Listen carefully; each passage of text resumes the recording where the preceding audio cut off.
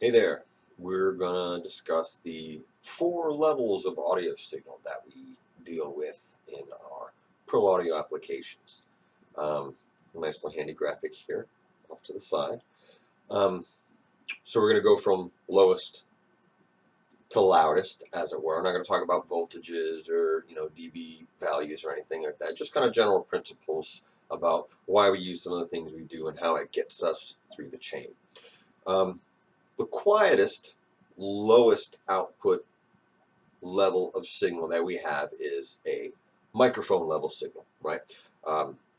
Microphones require a preamplifier, an amplifier before our things, right? So we preamplify that microphone signal to get us up to a line level operating signal, right? That's why we plug into, we'll see mic inputs and we'll see line level inputs on our mixers most of the time. Maybe the front of your interface has combo jack, one's for mic, one's for line, right? We're plugging in a microphone into that microphone preamplifier. That mic preamp raises our signal level up to line level operating system so we can pass it through all of the other devices in our system. The other, the channel pass of the mixer itself, any outboard gear that we might have, passing it on out the box from there.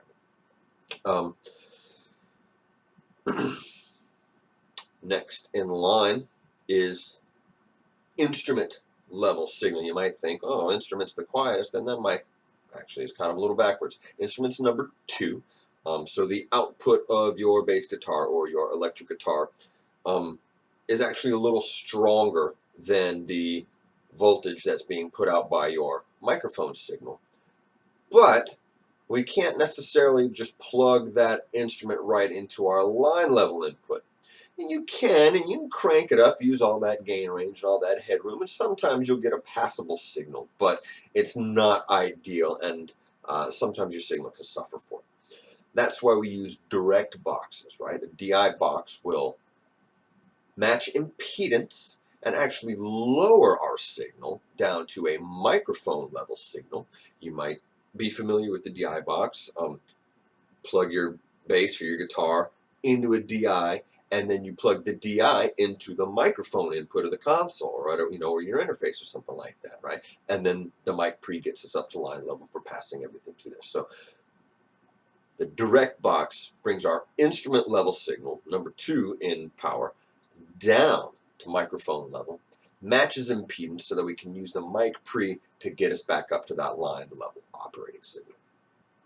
Once we're at line level, if we're using a microphone into our mic preamplifier up to line level, or an instrument into a DI box into a mic pre up to line level signal, caveat, some direct boxes will output a line level signal. The Avalon U5 comes to mind. It's got a mic output and a line level output on the back of that thing. Pretty handy.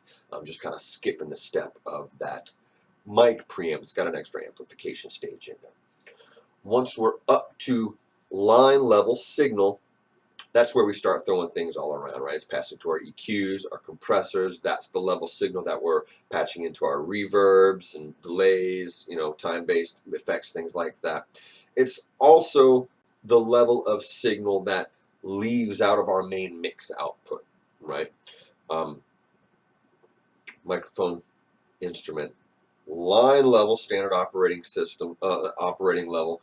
Once we're at line level, the next place we got to get out is to our speakers, right? Speakers is the hottest level. It's the end of the road, right? Once it's driving a speaker, we're moving air at that point, right? There's more amplification stage. It's just acoustics at that point, right? So the mix outputs or the main outputs of your mixer or your audio interface, whatever that is, that's going to be a line level signal. And if our next step is speakers and moving air, we're going to go into the line level inputs of our amplifier, right? Mix output to another recorder, still line level signal, and that recorder brings, line level right back into your external returns, your 2-track returns, whatever that's called there on your system. Line level out into speaker amplifier.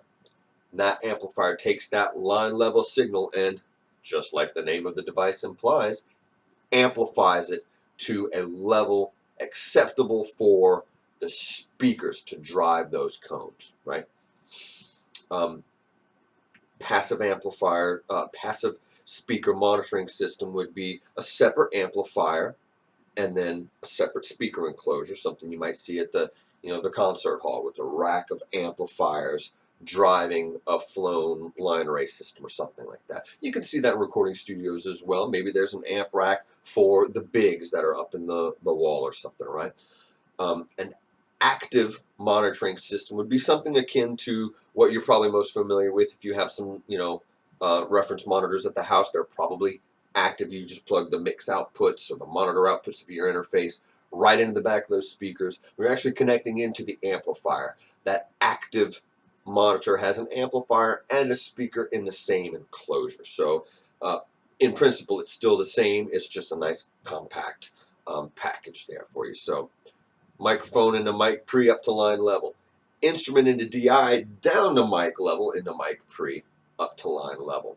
Once we're done manipulating our signal with our processors and our recorders and we're ready to listen to it, the mixer serving the function of passing out that line level signal into our final amplification stage, be it active or passive system, and that speaker amplifier, audio amplifier, is what's boosting that up for the final time to pass on to our speaker cones to start moving that air.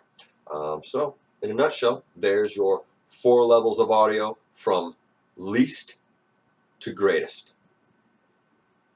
Good luck.